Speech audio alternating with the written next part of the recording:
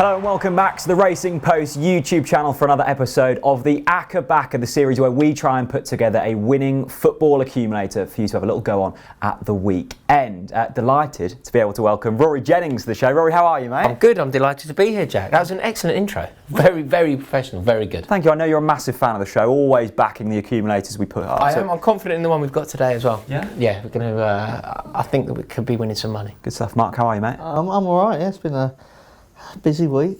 Yeah. Internationals normally get the flip-flops on, and it's not been like that, unfortunately, this week. No hot summer break for you then? No. So we're definitely, Jose Mourinho made sure that this week's all about him again, hasn't he? There's a seamless link there, Mark. Rory, we'll talk to you about Jose Mourinho, obviously a Chelsea fan. What have you made of the past couple of days' news? I think, do you know what? Where we've all gone wrong? There's nothing surprising about this. I think a lot of people were shocked and they didn't see it coming or whatever, but this is Mourinho all over. This is exactly what Mourinho is capable of doing. He's out for himself.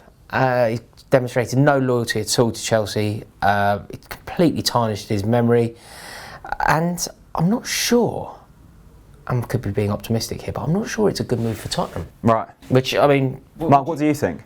I think that something had to change at Tottenham. It was either a case of you give Pochettino, this season to get rid of everybody he doesn't want and, to rebuild and to sort of go through that process again, or you have to sort of make that cut. I would have preferred to give Pochettino much longer. They didn't do that. When I was looking at the list of potential replacements, realistic ones, Rodgers ain't leaving Leicester, at the moment. Nagelsmann's not leaving Leipzig, and I was like, I don't really fancy Eddie Howe, and, there was a couple of others on there, like Ancelotti. I think he's definitely, time is up at the top table. Mourinho may well fall into that same category. Just hoping, as a Spurs fan, that what happened at Manchester United fires him up, because I think this is his last chance in the Premier League. He could be seen as a bit of a dinosaur, yesterday's man, doesn't look out for the players and that sort of thing. So I think that's what Daniel Levy's banking on anyway. He's doubling the salary of the manager. It's a fortune he's on, isn't it? Yeah, it's a fortune. Yeah. I'm surprised that he's done that, Levy, because he's quite famous for keeping the purse strings fairly tight. But he's given Mourinho a fortune. It just hurts, to be completely honest with you. Like he'd said in the past, hadn't he? I will never manage Tottenham. He said it, I think it was 2007 he said it. And I think the thing that I find most annoying about it is you're allowed as a person to be out for yourself.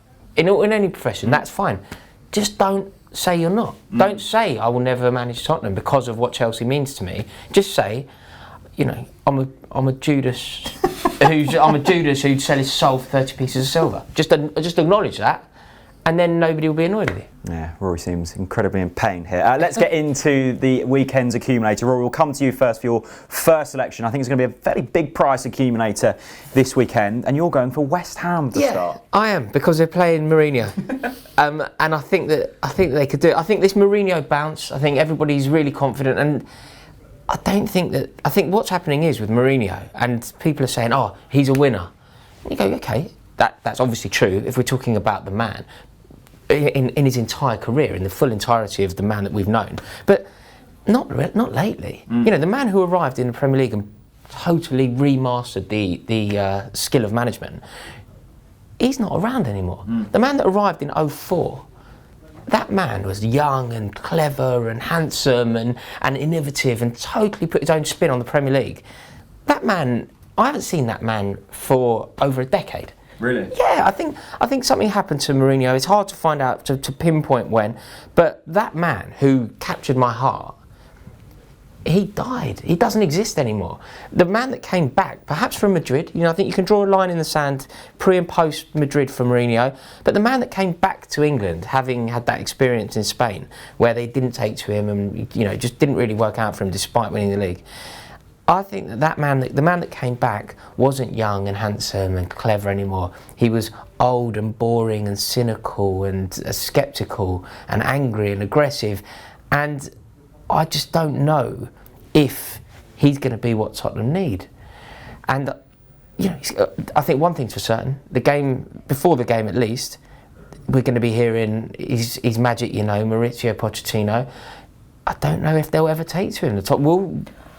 Well, if he wins, they will. You know, we're like mercenaries. It's all very well for me to call them mercenaries. We're the same, aren't we? I think it'll be a slow burner. I don't think there's an instant attraction there. That's for sure. It doesn't feel like a Tottenham. It just doesn't feel like a Tottenham fit to me. You know, the way that Tottenham identify with their club and their team, just doesn't feel like Mourinho is part of that. No, I think he's been sold this charm offensive, really, of Mourinho telling Daniel Levy what's been going wrong and how he's going to solve it, and the Amazon documentary that's coming out to have that high-profile manager. I love that that's called All or Nothing. Well, the thing is, if you're going to do a documentary, I know it's a series and all that, but if you're going to do a documentary on a club and call it All or Nothing, if the answer's nothing, you've got to change the title, man. You can't have it called Nothing. You can't have All or Nothing. Oh yeah, the answer was nothing. The only documentaries I ever watch are the ones where it all goes terribly wrong. Nobody wants to watch Sunderland Till I Die. Exactly. Yeah, that's it. That's for me. But with all of that being said, West Ham still have to get past Spurs at the weekend. Mark, we'll get on to your first selection, dipping into League One. Yes,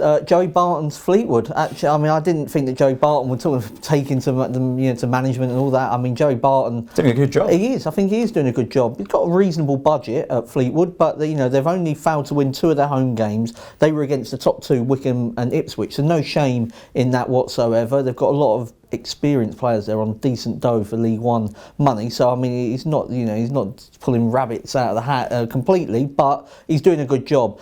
In terms of Tranmere, they played virtually 90 minutes with 10 men against Wickham on Wednesday in the FA Cup. They had a player sent off in the first half, then it went to extra time.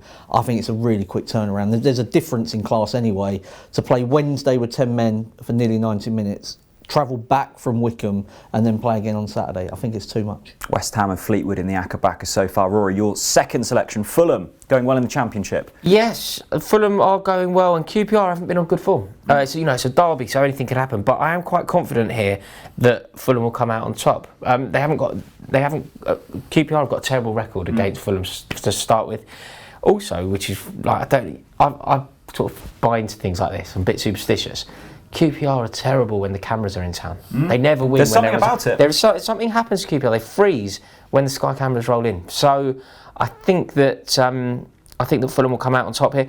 QPR can't keep a clean sheet. Yeah. They can't stop. They can't stop teams scoring against them. So I think that they're going to just be up against it, and I see Fulham. I think it'll be quite convincing. About 3-1 Fulham, I reckon. Great stuff. Mark, second pick. Yeah, going to Italy for the second pick. One of Jose Mourinho's former clubs, actually, and one of his former players, Lukaku, doing really well at the moment for Inter. Got 9 goals. Him and Lautaro Martinez are banging them in between them. The second, Antonio Conte, immediate impact wherever he goes. Whether it's sustainable, I don't know. I love that. Do you know how much I love that man? It's nice to hear you say that. Having to chat all this Mourinho poison.